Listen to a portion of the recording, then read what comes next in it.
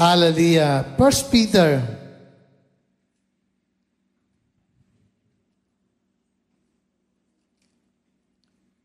sa chapter 2. Hallelujah.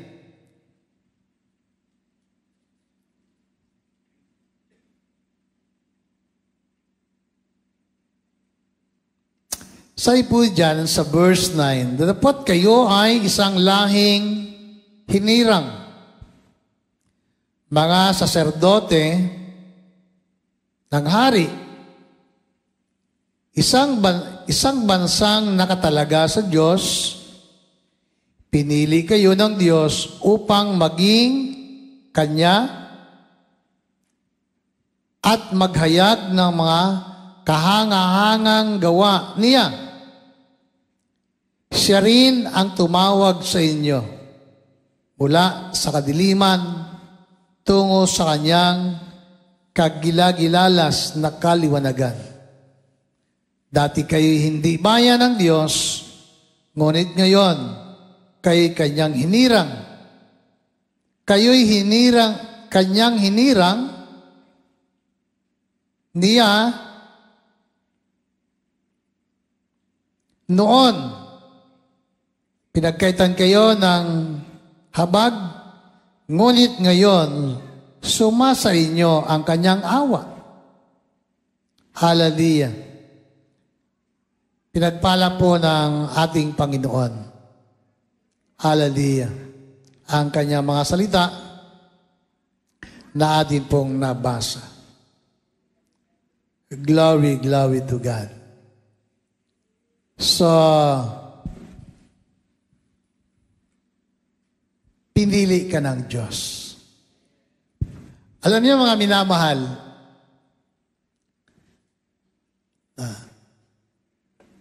isa sa mga bagay na dapat nating ipagpasalamat lagi sa Diyos, yung pagkapili niya sa atin. Bakit? Kasi nga, masasabi natin na tayo po ay mapalad o napakapalad sa dami, sa dinarami-rami ng tao na nabubuhay, isa ka sa Kanyang napili. Diba? Sa Biblia ay mayroon pong parabulo ang ating pong Panginoon.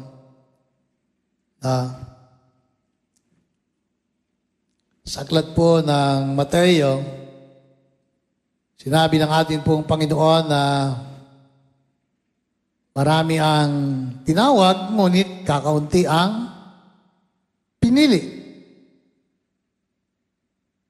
Ito ay isang parabulo ng ating pong Panginoon doon sa kasalan. Sa Kanyang inihandang piging, ano po? Na inutusan niya ang Kanyang mga alipin para puntahan yung mga inayayahan. Noong nakahanda na ang kasalan, so tinawag yung mga inayayahan, ngunit sila ay mayroon pong kanya-kanyang dahilan. Makikita po natin, kahit sa Biblia, na talagang ang tao ay maraming dahilan. Amen? Diba? Pagka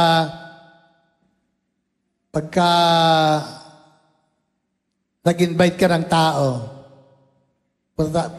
halika po na tayo sa church, ang tao may dahilan.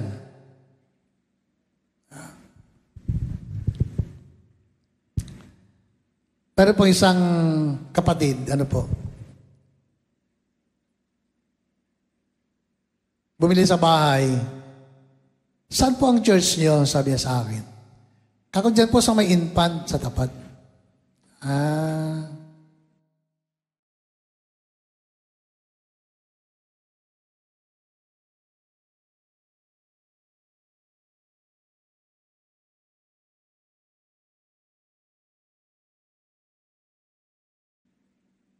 may mga tao pala talaga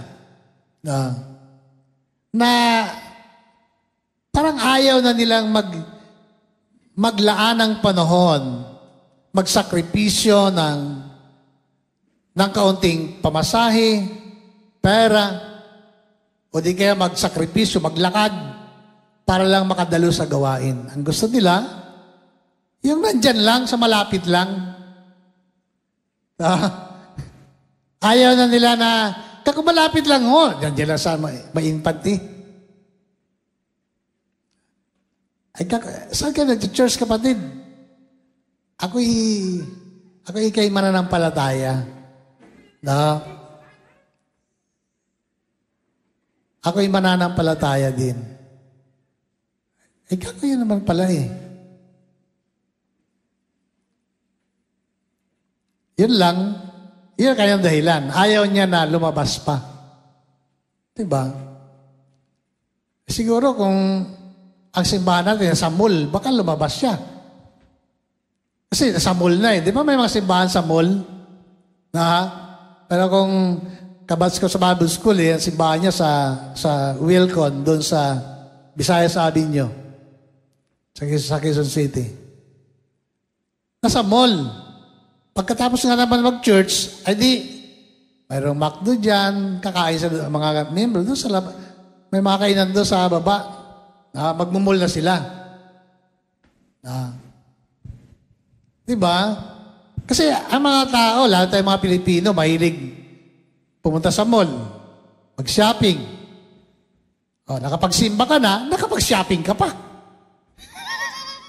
Diba? Hallelujah. Siguro kung ang church natin, ilagay natin sa gulod. Ay, ko lang kung magsimba pa kayo doon sa gulod. Ay, ayoko doon sa gulod.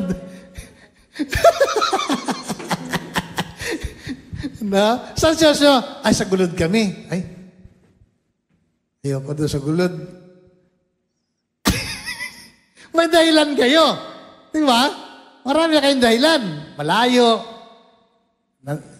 Ang problema pa, nandun sa liblib na lugar. Nasa gulod eh. Kaya niisip ko, ano kaya?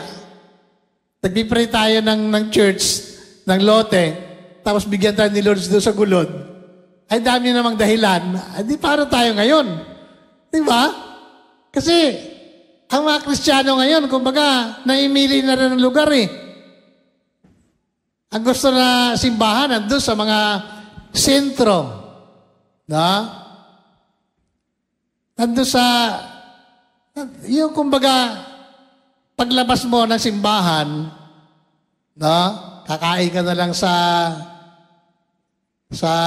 fast food. Ano po? Hindi kaya tuloy pamalingkin na rin tuloy. Pero kung ang simbahan ay nandun sa gulod, kaya iniisip ko parang siguro magsisimba lang doon, yung man doon sa Espiritu malapit. Huwag naman sana. Bakit? Kasi nga, sa paglilingkod sa Panginoon, at tayo bilang pinili ng ating Panginoon, kahit saan lugar, dapat di tayo namimili. Amin po ba? Amen. Kailangan talaga natin magsakripisyo. Diba? Kung wala kang pera, hindi hadlang, hindi ka makapunta sa simbahan. Pwede ka maglakad eh. Bakit? Nagagawa ka ng iba eh. Amen. Kahit na ganda-ganda ng bihis, naglalakad eh. Bakit? Basta maglakad? Hindi. Hahaba pa ang buhay natin eh. Amen po ba? Amen. Nasanay lang kasi tayo na lagi nakasakay. Hallelujah. Subukan din naman natin maglakad. Mag-sacrifice po tayo. At yung ginagawa natin na hindi para may pakita sa tao na nagsisimba tayo, kundi ginagawa natin ang paglilingkod para sa Panginoon. Amen? Si Lord ang ating pinupuntahan. Si Lord ang ating sinasamba, hindi yung mga tao. No? Glory, glory to God. So, salamat sa atin pong Panginoon. Amen? Kaya, nagpipray ba tayo? Nagpipray ba natin yung lote natin? Hallelujah. Sana. No? Kung saan man ibigay ni Lord, doon din tayo. Amen? Hallelujah. So, purihin po ang atin pong Panginoon. Ano po? So, we are the chosen generation. No? Sabi ng Bible, darapat kayo ay isang lahing hinirang. Chosen generation. So, ito yung lahi natin. Ito yung panahon natin. Kumbaga, pasalamat tayo, kabilang tayo sa mga, kumbaga, naabutan pa natin yung mga generation, kung tawagin ay mga Gen Z, mga millennials.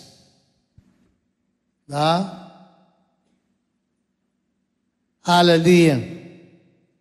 Kaso nga lang, iba po yung hilig ng mga millennials ngayon. Iba yung hilig nila.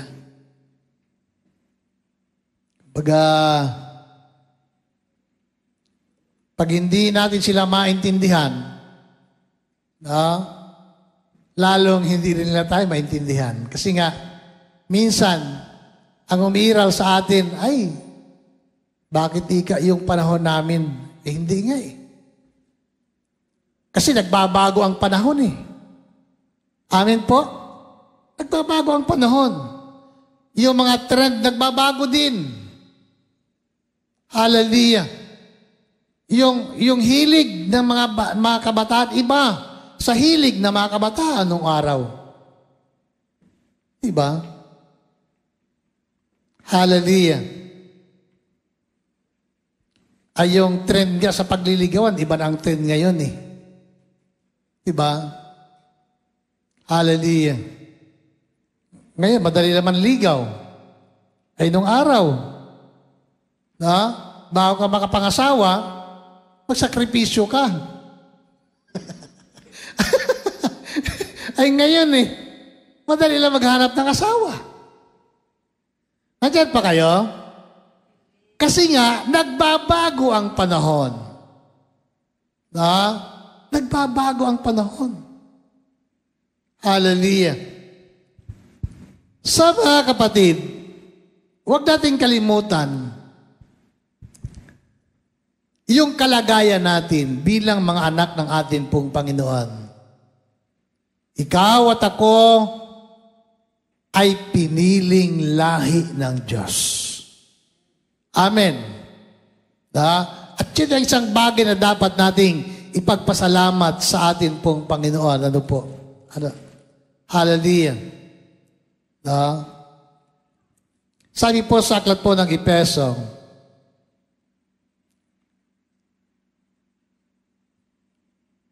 sa Ephesians chapter 2,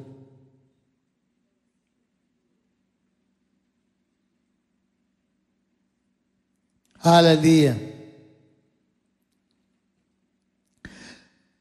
Sabi diyan,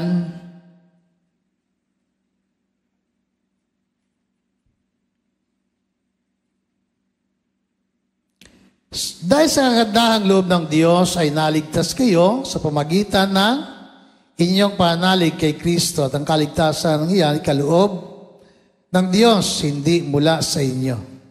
Sa verse 13, ngunit ngayon, dahil sa inyong pagkipag-isa kay Kristo, kayong dating nasa malayo ay nailapit sa pamagitan ng kanyang kamatayan. Dati daw tayo sa malayo ay nailapit dahil sa ating pakikipag-isa sa atin pong Panginoon.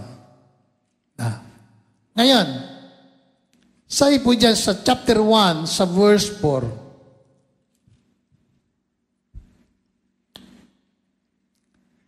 At sa atin ngang pagkipag-isang ito, hinirang na niya tayo bago pa nilikha ang sanlibutan upang maging banal at walang kapintasan sa harapan niya dahil sa pag-ibig ng Diyos.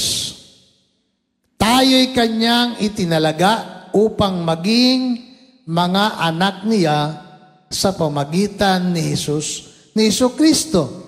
Iyan ang kanyang layunin at kalooban. Hallelujah. So ano po? Tayo bilang mga anak ng ating pong Panginoon, maliwanag po na ang pagkahirang ng Diyos sa atin ay mula pa o bago pa pasimulan ng Diyos ang pundasyon ng sanlibutan. No?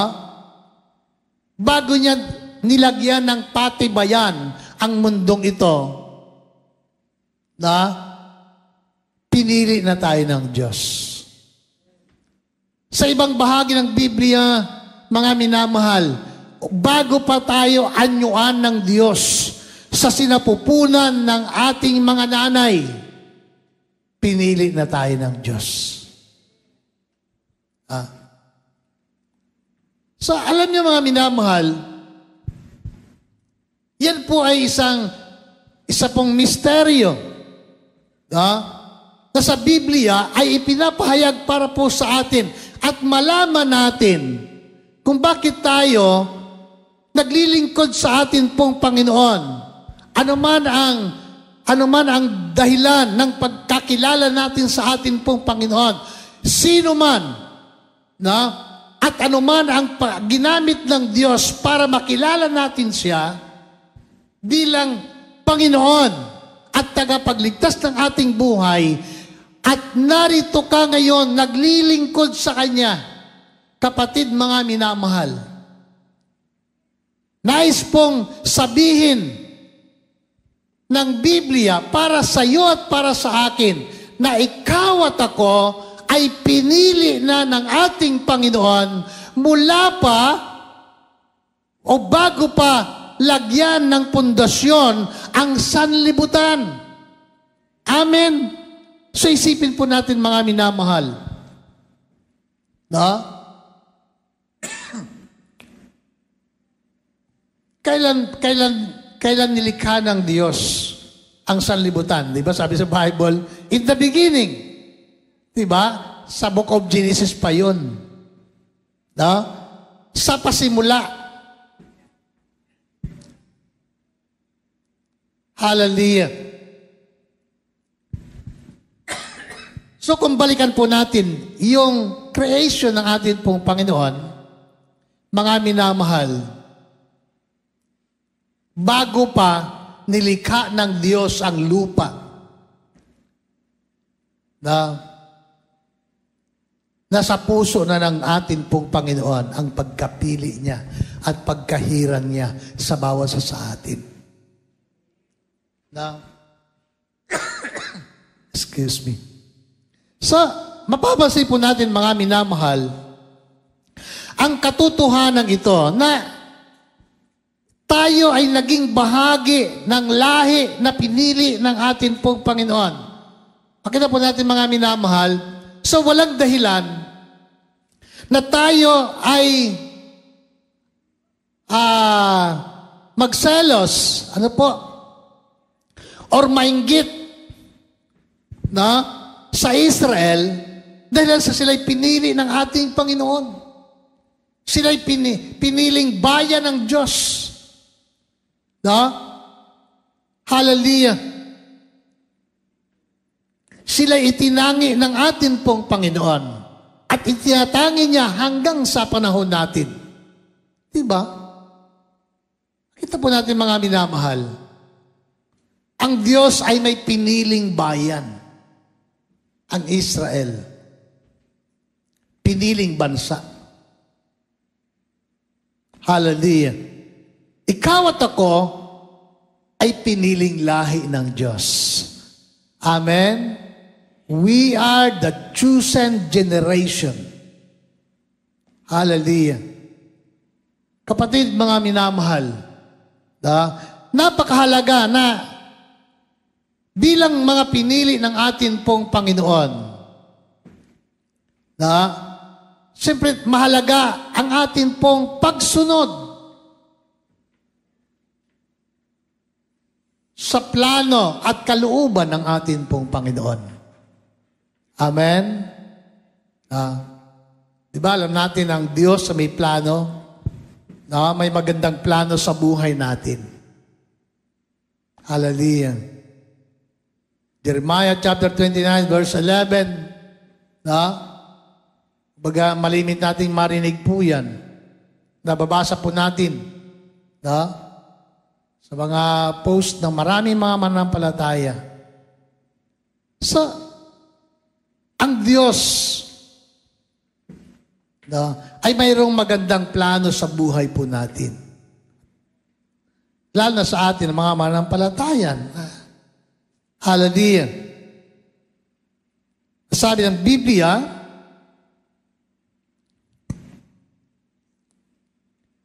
na sa ating pakikipag-isang ito ay hinirang na niya tayo bago pa nilikha ang sanlibutan.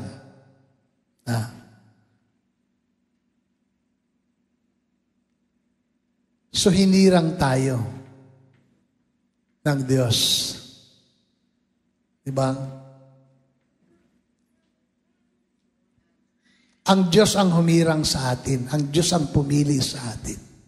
Ngayon, kung babalikan po natin yung parabulo ng ating pong Panginoon sa kasalan, diba?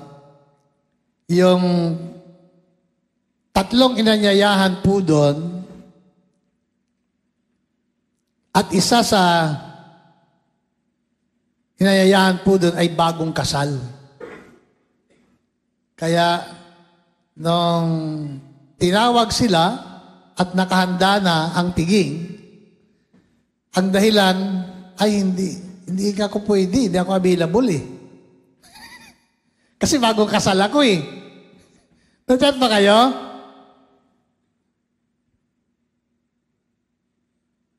Kumbaga yung dahilan ng tao ay, kumbaga valid din naman sana.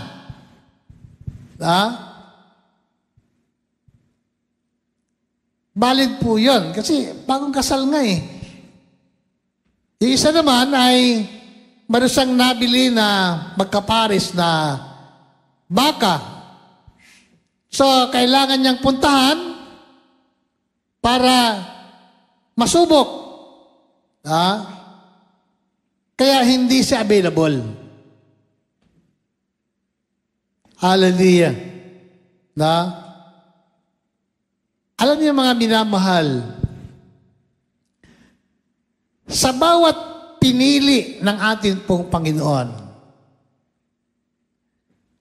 ang gusto ni Lord, lagi tayong may panahon para kay Lord. Amen? Yung availability po natin para sa Panginoon. Alam niyo, kung mayroon man tayong mga personal na dahilan,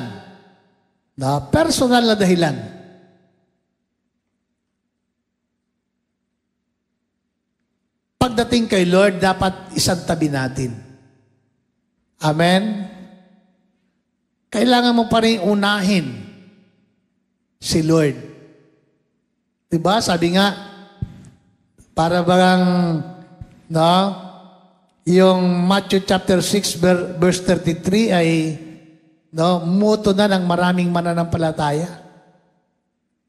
Moto. Pero, ang tanong,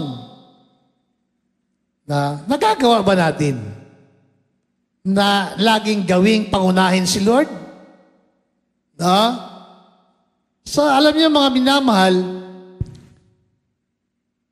sa atin pong kalagayan, talagang makikita natin na bawat sa atin ay susubukin ng atin pong Panginoon. Gaano natin binibigyan ng importansya si Lord sa ating buhay bilang kanyang mga pinili. Hallelujah. No? Bilang kanyang mga pinili. Kasi nga, sabi ni Pedro, we are the chosen generation. Tayo po ay piniling lahi ng atin pong Panginoon. Sabi ng Bible, no? Lahing hinirang, mga saserdote ng hari. Hallelujah. Royal priesthood, saserdote ng hari. Alam niyo, ang ministry ng mga saserdote sa templo, sila po yung gumaganap ng mga gawain sa templo. Diba? Pag sinabi saserdote, sa ibang term ay priest.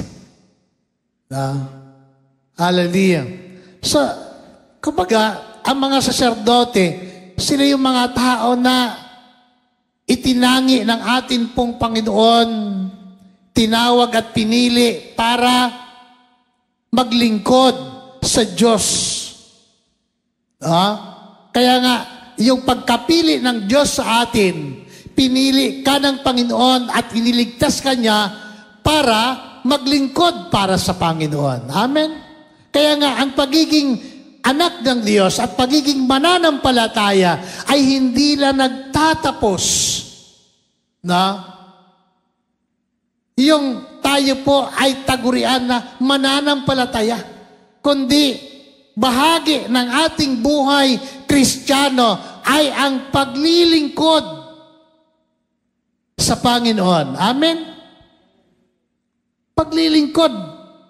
Marami pong paraan para paglingkuran ng Diyos. At gumanap sa mga gawain para sa atin pong Panginoon. Amin po ba? No? Hallelujah. So, ano yung mga bagay na pwede natin gawin? At para tayo po'y maging bahagi sa mga naglilingkod sa atin pong Panginoon. Maraming ministry sa gawain ng Diyos. Sa bahay ng atin pong Panginoon. Amen? Diba? Yung manalangin ka, o di kaya, magwalis ng simbahan, ministry po yan. Andyan pa po kayo. Pastor, maraming walisin sa bahay eh. Di ba? Minsan nakakalimutan natin minsan, kahit yung mga maliit na mga bagay, alam niyo mga minamahal, at nakakalungkot minsan, at malimit, nakakalungkot na maraming mga manampalataya na himili ng ministry. Ay, gusto ko ay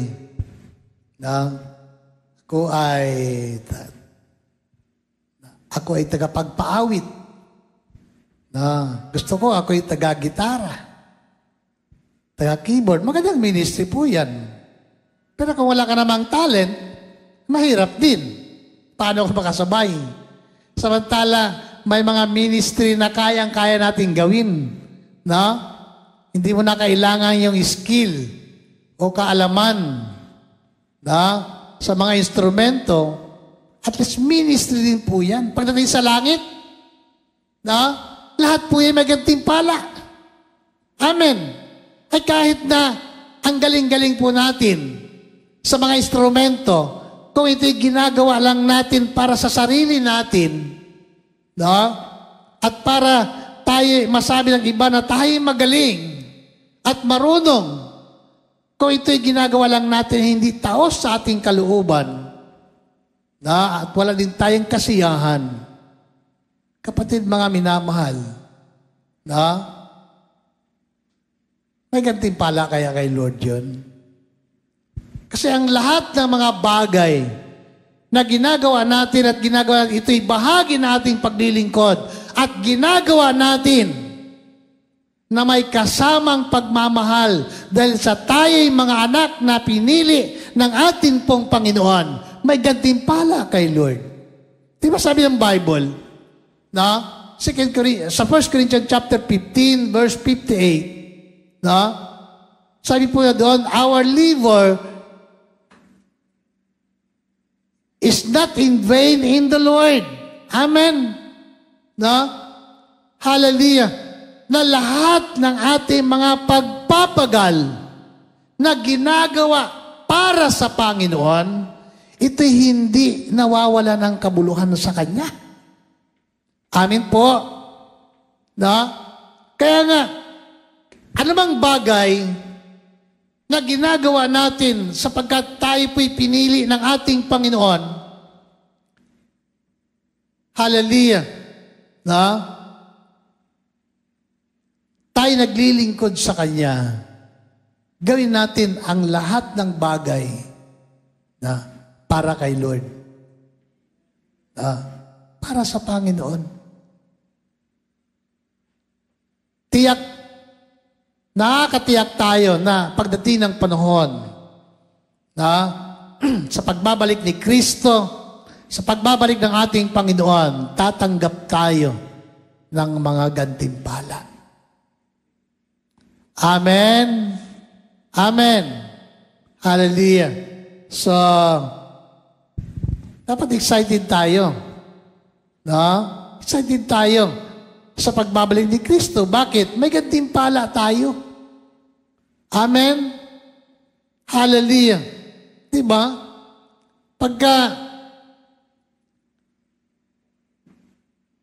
Pagdating ng panahon, pagdating ni Kristo, no? Yung mga tao na in-invite natin sa gawain at nagpatuloy na maglingkod sa Panginoon, may gantimpala sa langit yan. Amen po ba?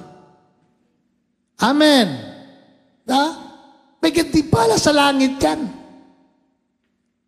Hallelujah. Kaya huwag tayo mahiya, mag-imbita. Magyaya ng tao. Magdala ng kaluluwa sa Panginoon. Bakit? May gantimpala kay Lord yan. Palapakan po natin ang ating pong mga sarili. Hallelujah. Diba? Glory, glory to God.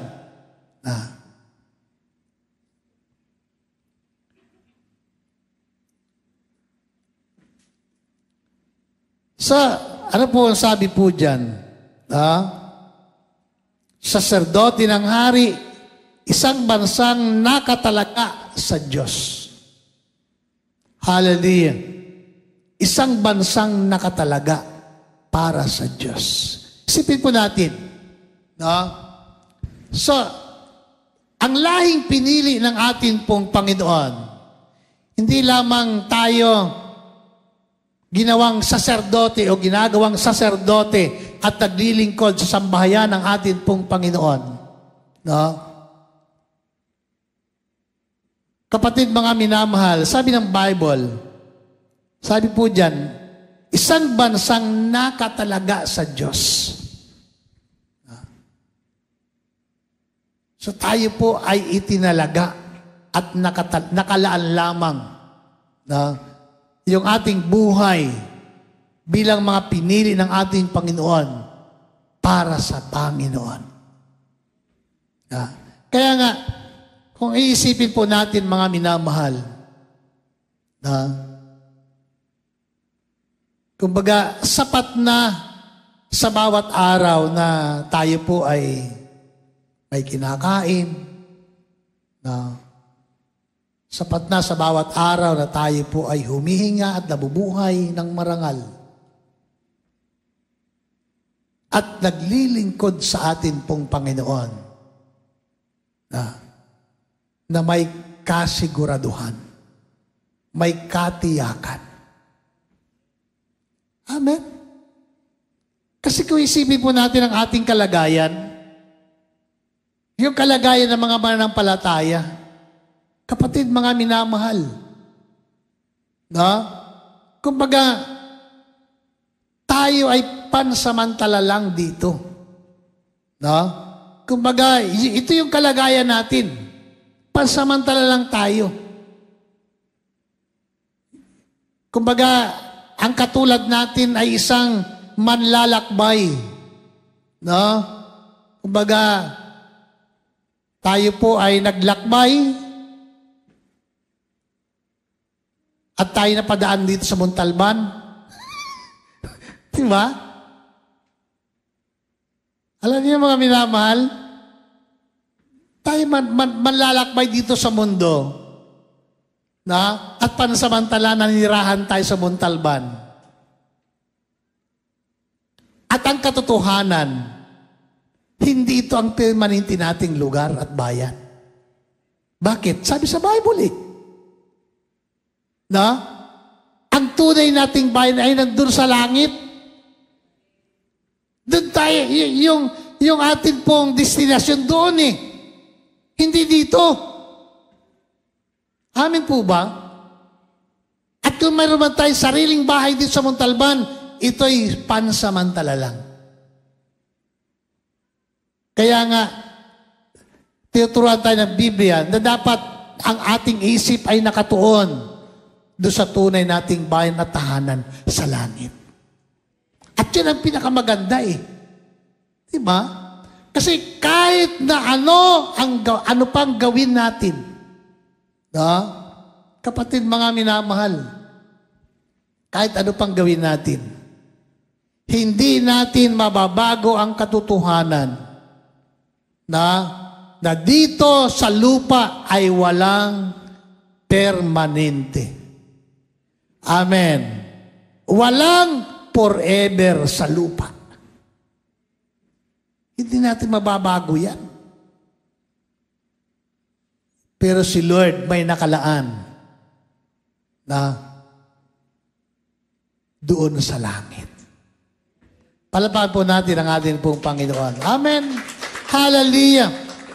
Isang bansang nakatalaga para sa atin pong Panginoon, para sa Kanya, para sa Diyos. Pinili kayo ng Diyos upang maging Kanya, ang layunin ay upang maghayag ng mga bagay na kahanga-hangang ginawa niya. Amen. Kaya nga, kung tayo po'y nakaranas ng mga mirakulo sa ating buhay, kahanga-hanga yan. Amen. Naranasan natin sa sarili natin,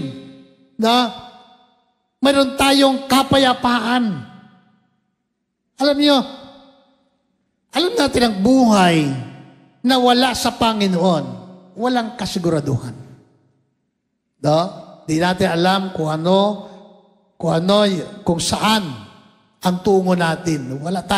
Wala sa tamang direksyon ang buhay na wala sa Panginoon.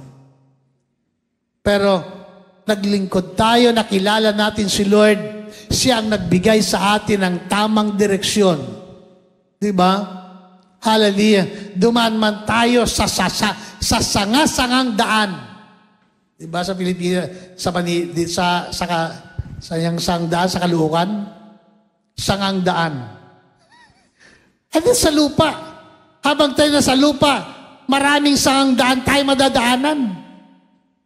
Na kung minsan hindi natin alam kung saan tayo pupunta. Pero kapatid, mga minamahal,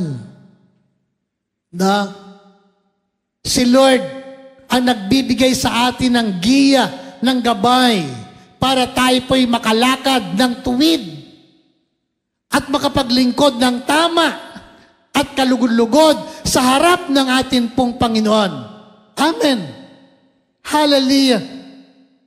Mga minamahal, sabi ng Biblia, tinawag tayo ng atin pong Panginoon. Pinili tayo ng Diyos upang maging Kanya at upang maghayag ng mga bagay na kahanga-hanga. Hallelujah. Kahanga-hanga. Diba?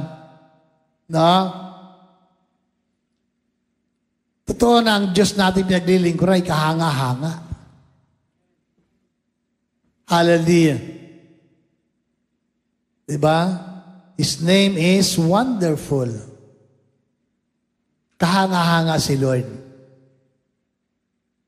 Amen. Kahanga-hanga ang Diyos. Hallelujah. Kaya nga, maniwala tayo sa ating kalagayan, patutunayan ng Panginoon ang maraming himala. Dapat maranasan natin ang maraming himala kay Lord. Amen? No? Yung makaranas ka ng isang himala galing sa Diyos na mapatunayan mo na ang paglilingkod mo sa Panginoon totoo. No? At totoo ang Diyos na pinaglilingkuran natin. Hallelujah. Kapatid, mga minamahal, no? May pagmalaki natin si Lord sa buhay natin. Kasi kung wala ang atin pong Panginoon, ay di wala din tayo magagawa. Diba?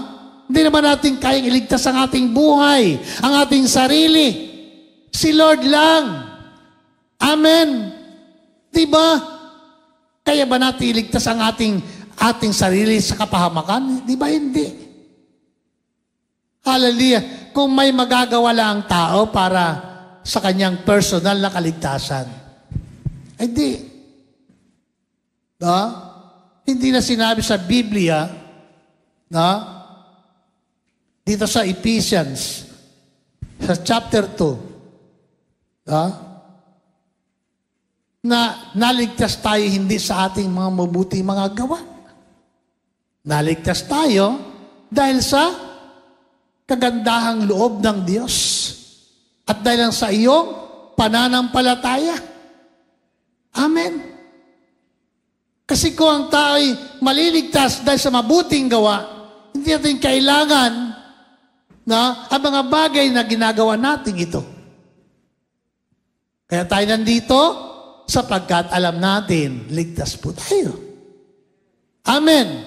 At ang mga bagay na mabuti na ginagawa natin, ayan po ay ebidensya na ikaw ay binago na ng Diyos at ikaw ay ligtas na dahilan sa ginawa ni Kristo doon sa krus ng Kalbaryo. Amen! Palapakan po natin ang ating po Panginoon. Hallelujah! So, kapatid mga minamahal, na kaya sabi dyan, na pinili kayo ng Diyos upang maging Kanya at maghayag ng mga kahanga-hangang gawa niya. Kahanga-hangang gawa ng Diyos. Ano ba yung mga bagay o mga ginawa ng Diyos na kahanga-hanga? Hallelujah. Naisipan natin. Sumagi ba sa kaisipan natin yung mga ginawa ni Lord? Kung paano tayo nabubuhay, paano tayo nagpapatuloy na maglingkod sa atin pong Panginoon sa kabila ng maraming mga hadlang sa buhay natin, sa kabila ng maraming pagkakamali at pagkukulang natin, nandito tayo. Nararanasan natin ang habag at biyaya ng Diyos na masagana sa araw-araw nating buhay. Amen? Diba? Biyaya ng Diyos yan. Hallelujah. Kapatid, mga minamahal.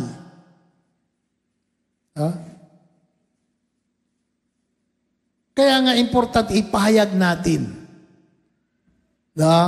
yung mga ginawa ng Diyos na kahanga-hanga sa buhay natin. Mapatunayan natin sa iba na ang Diyos na ating pinaglilingkuran ay buhay at makapangyarihan. Siya'y Diyos na nakikinig at tumutugon sa ating mga panalangin. Diba? Hallelujah. Kaya nga, sa bawat sa atin, mga minamahal,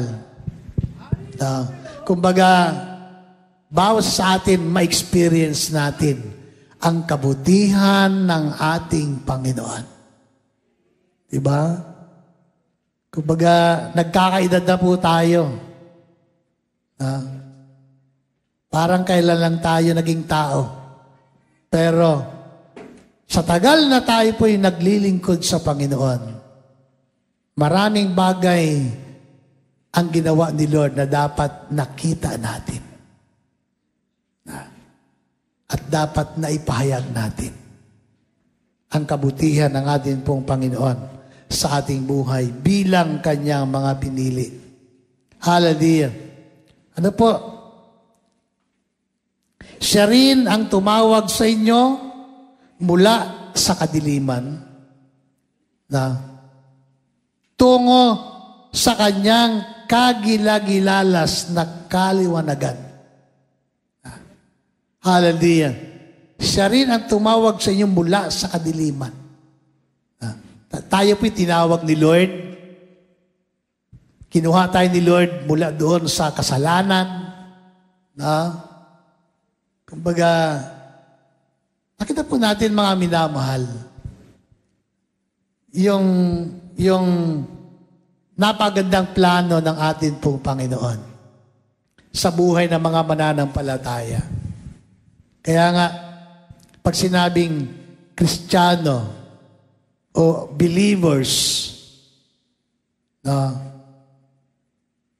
ibig sabihin, pagka ikaw ay mananampalataya ni Kristo, ikaw ay tinawag mula sa kadiliman. Called out from, tinawag tayo ng Diyos mula sa kasalanan, mula sa kadiliman. Hallelujah. Patungo sa kagilagilalas na kaliwanagan. Diba? Kaya nga mga minamahal, yung buhay natin, kung tayo sumunod sa Panginoon, mga minamahal, ang direksyon ng pagkapili niya sa atin ay papunta sa langit. Amen? Papunta sa langit, sa kaliwanagan nga eh. Hello?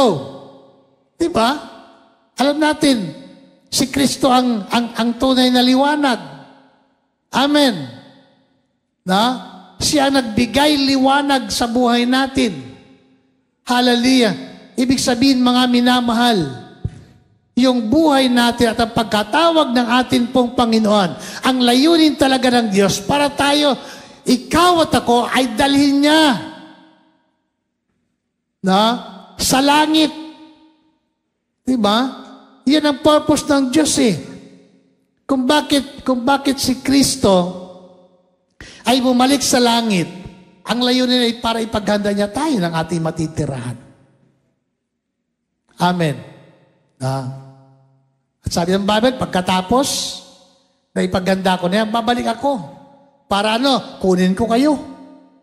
O diba? Kung saan ako naroon, doon din kayo. Amin po. Pangako yan ng atin pong Panginoon.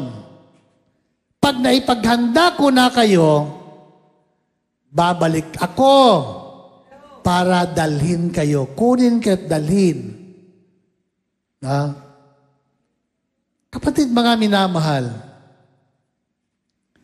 kaya nga, bilang mga pinili at tinawag ng atin pong Panginoon,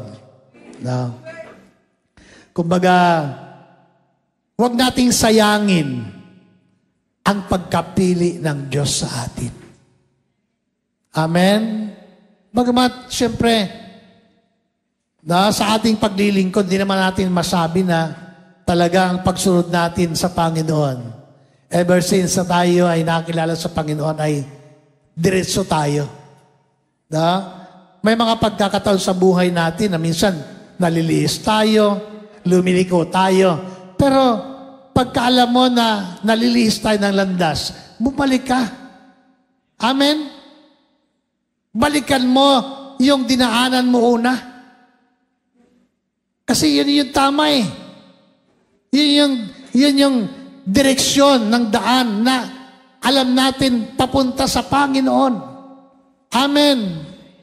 Hallelujah. At kailanman, bilang tinawag at pinili ng Diyos, sikapin natin, kahit anong hirap na ating pagdaanan sa paglilingkod sa Diyos, huwag na huwag tayong tatalikod kay Lord. Amen? Huwag tayong tatalikod sa Panginoon. Hallelujah. Bakit? Lahat ng yan, sabi ng Bible, lahat ng mga pinagdadaanan natin, pansamantala. Amen? Palapakan po natin ang ating pong Panginoon. Sabi nga po, sa likod ng ulap ay mayroong liwanag. Amen? Huwag tayo mawala ng pag-asa. Gaano man kadilim ang ating nakikita, sa likod niyan may liwanag. Hallelujah. Kaya nga, bilang mga anak ng Diyos, patuloy na tayo po'y maglingkod at magkaroon ng matatag na pananampalataya sa Diyos. Hallelujah. Huwag tayo panghinaan ng kalooban. Magtiwala ka lamang sa Panginoon. Ikaw at ako ay pinili ng Diyos. Glory to God. Tayo pong lahat ay tumayo. Hallelujah.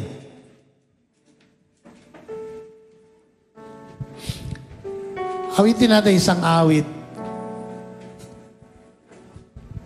Tinawag kita sa iyong pangalan.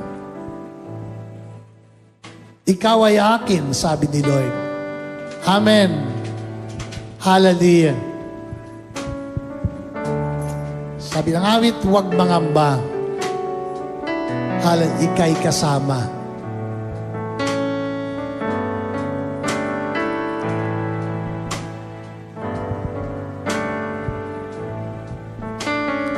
Tinawag kita sa iyong pangalan. Ikaw ay akin, para sa akin.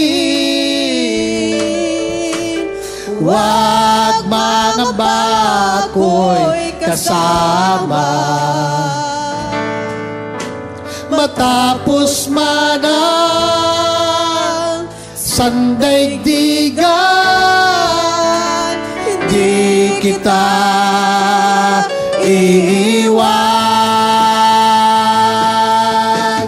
Dadalhin kita sa pastulan, di kita pagkukulangin. Dadalhin kita sa pastulan, at do'y pagpapalain. Dadalhin kita sa pastulan, di kita pagkukulangin. Dahil mahal ka sa akin. Kaya naman ang buhay ko sa'yo'y aalay. Maglilingkod at susunod habang nabubuhay. Ang pagsamat, papuri ay sa'yo ibibigay.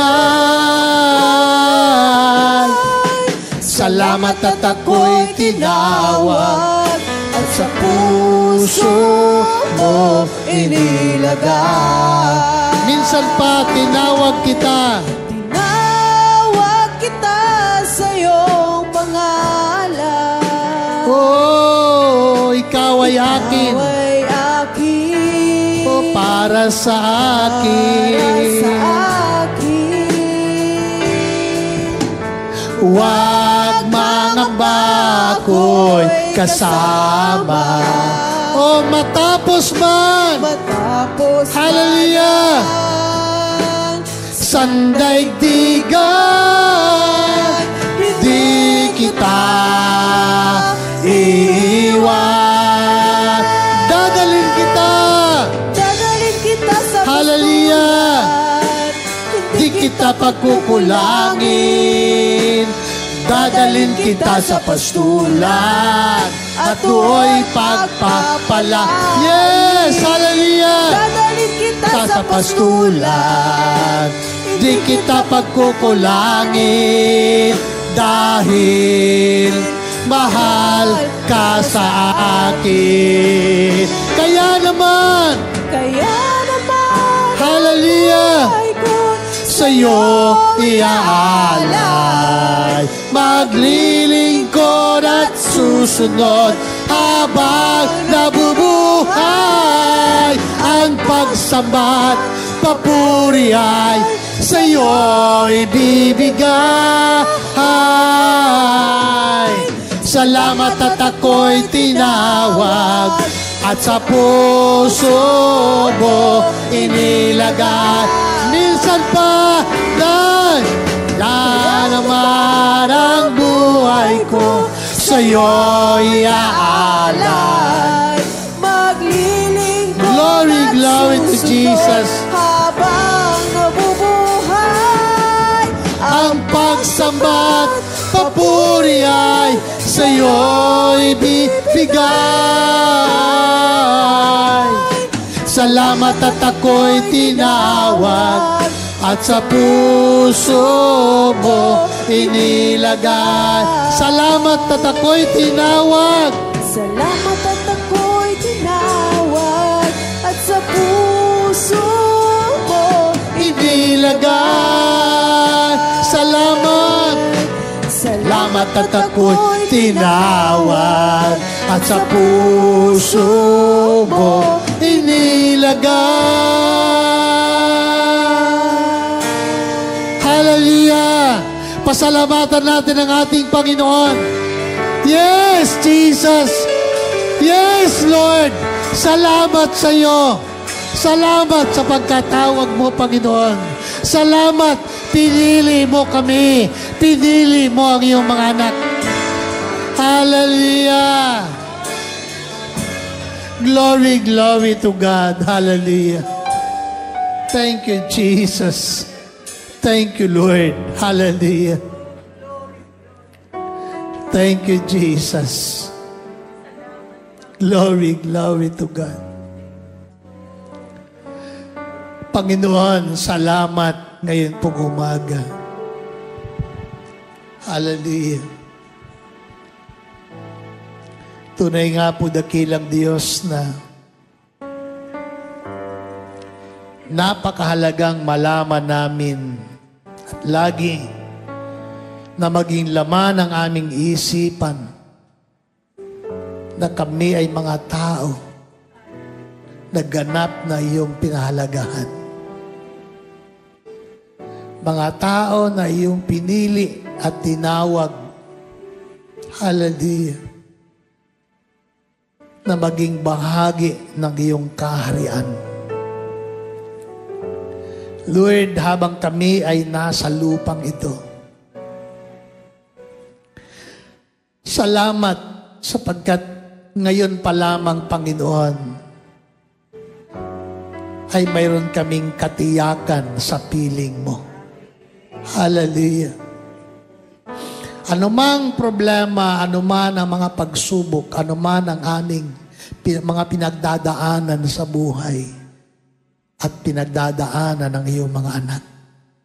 Lord, salamat sa kabila ng lahat ng ito ay mayroong galak sa kaibuturan ng aming puso dahilan sa iyong mga salita.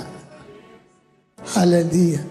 Na nagpapahayag na kami ay iyong pinili, bayang itinangi dakilang Diyos upang maghayag ng mga kahanga-hangang bagay na ginawa mo sa aming buhay. Lord, pagpalain mo, Panginoon, ang ay pumakapatiran. Bawat isang narito, Panginoon, mga bata, kabataan at mga magulang. Lord, salamat. Patuloy mo silang pagpalain, dakilang Diyos. Hallelujah. Sa mga nanay na narito, dakilang Diyos, salamat sa kanilang buhay. Patuloy mo silang gabayan, dakilang Diyos. Pangunahan mo ang kanilang buhay. At patuloy dakilang Diyos na ang kanilang mga panalangin ay makarating sa trono ng biyaya dakilang Diyos. Pagkaroon ng katugunan ang kanilang mga pangarap sa buhay. Lord, salamat sa bawat araw patuloy na ikaw pong magbukas ng langit para po sa kanila. Hallelujah. Panginoon, salamat at patuloy na pagpalain mo ang bawat mga magulang, mga tatay na narito, ang mga kabataan at mga bata dakilang Diyos. Patuloy na sila'y aming itinatalaga at inihahandog sa inyo dakilang Diyos. Palakasin mo ang kanilang pananampalataya at patuloy na gamitin ang kanilang buhay. Maging pagpapala ang bawat sa po sa amin sa ibang mga tao dakilang Diyos. Hallelujah. At salamat, Panginoon. Patuloy kang magpakahayag sa bawat isa, sa bawat buhay, Panginoon. Maranasan ng iyong mga anak ang mga himala, Panginoon, sa kanilang buhay. In the name of Jesus Christ. And Lord God, ikaw po ang gumawa ng mirakulo sa bawat sa po sa kanila. Hallelujah. And Lord, salamat. Maranasan ng iyong mga anak ang mga dakilang bagay, dakilang Diyos, habang patuloy na sila'y naglilingkod sa inyo. Lord, salamat. Samahan mo kami, samahan mo ang iyong mga anak, dakilang Diyos. At lahat ng aming mga gagawin, ikaw po ang siyang magpala, dakilang Diyos. Pagpalain mo ang bawat pamilya, bawat sambahayan ng iyong pong mga anak, ay iyong pong pagpalain. Salamat sa iyo na yung pinagkakatiwala ang aming mga buhay. Ingatan mo ang bawat saguwi sa kanilang mga tahanan. Lord, salamat sapagkat ang kasaganaan, ikaw po ang nagkakaloob sa bawat isa. Kaya nga po, Panginoon, umaasa po kami, ang iyong bendisyon at pagpapala ay sumaamin ngayon at magpakailanman sa pangalan ng Ama, ng Anak at ng Banal na Espiritu. Amen and Amen. Glory, glory to God. Magandang tanghali po. God bless you. Hallelujah. Amen.